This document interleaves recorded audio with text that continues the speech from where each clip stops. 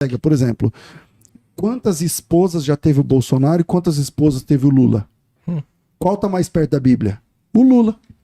Mas fala, César, então, assim, eu concordo com você. Inclusive, quando a gente estava no outro estúdio hoje, entre a gente sempre vai conversando e a gente discorda, e eu acho que edifica muito, né, Lucas? A gente estava até conversando acerca de alguns assuntos, pautado nisso que você falou, tá? Não quero ser o conspiracionista aqui, mas já sendo. Você acredita, então, que o grosso do negócio tá no backstage mesmo? E eu falo isso incluindo a igreja. Você acha que hoje tem grandes igrejas que estão por trás? Eu falo Lula e Bolsonaro, que é a bola da vez, tá? Mas sempre teve isso. Eles aparecem como lados opostos e por trás estão junto, trazendo igreja. Eu falo porque... aproveitando a pergunta do Lucas, vem se infiltrando uma cultura externa dentro da igreja para acabar com a doutrina mais puramente genuína. Pra mim é muito claro que nem Lula nem Bolsonaro, ninguém tá nem aí pra igreja. Ninguém tá nem aí pra igreja. Entendeu? Então, o que acontece? A igreja, ela se tornou numericamente importante. Na eleição de 2018, ficou provado que a igreja define um presidente. Porque a igreja, ela tem uma coisa que a outras partes da sociedade não tem. A igreja tem compliance. A igreja, se ela se junta e ela fala, mano, vamos. Entendeu? E isso outras células da sociedade não têm. Células maiores. Então você pega, por exemplo, as torcidas organizadas. Quantos milhões de pessoas dá as torcidas organizadas se juntar todos os clubes? Dá uma galera fora do normal. Eu não sei se dá mais ou menos que a igreja, mas dá uma briga boa. Agora, eles não têm unidade.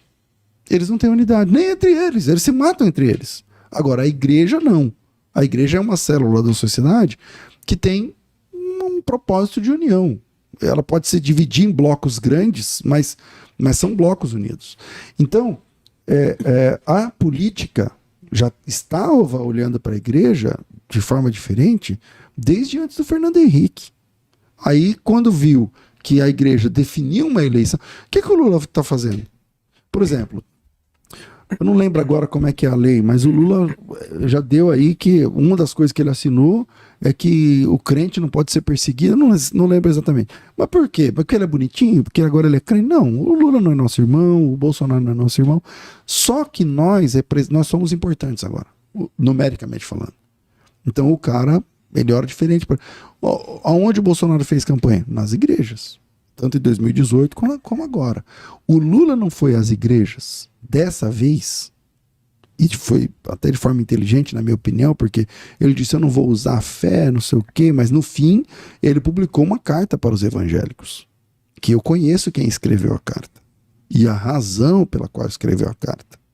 Por que o Lula produziu uma carta? Dá um Google aí, carta do Lula aos evangélicos, carta aberta do Lula aos evangélicos, que não foi escrita pelo Lula, mas foi assinada pelo Lula, porque eles reconhecem o poder que tem nessa célula da sociedade que é a igreja. Então, a igreja está sendo reconhecida numericamente. E como ela está sendo reconhecida, vamos ver o que a gente faz para ajudar as igrejas, vamos ver o que a gente faz para ficar bonitinho perante as igrejas. Então, o Lula, por exemplo, aguarde aí, dentro desse ano, se você não vai ver que o Lula vai fazer alguma coisa muito boa, voltada de alguma forma para as igrejas, ou coisa parecida. Por quê? Porque eu tenho que estar junto com esses caras, porque esses caras têm que gostar de mim, porque daqui a pouco tem eleição de novo. Então, a igreja é isso. Infelizmente, a igreja não percebe isso. As pessoas da igreja, elas não percebem isso. Então, elas vão para o embate ideológico, elas acham que estão defendendo uma coisa, quando na verdade elas estão sendo massa de manobra.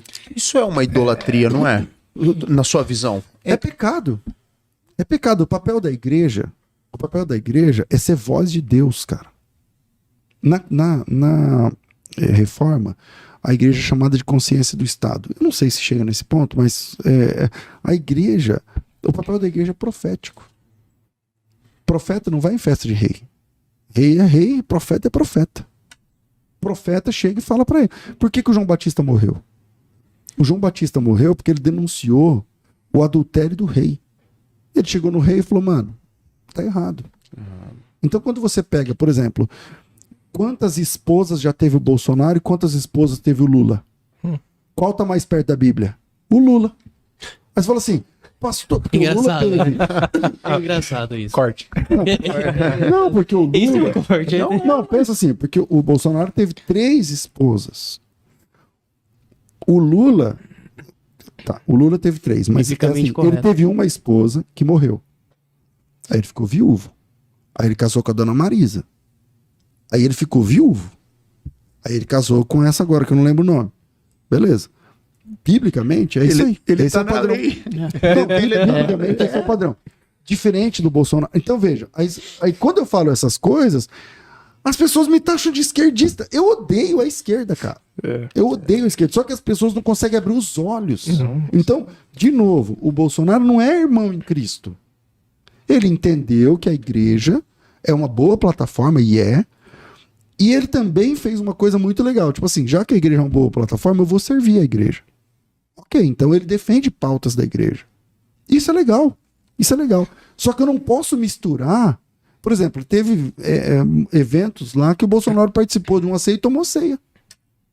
Pode isso, Arnaldo? Não. A regra é clara. É claro. Entendeu? Então,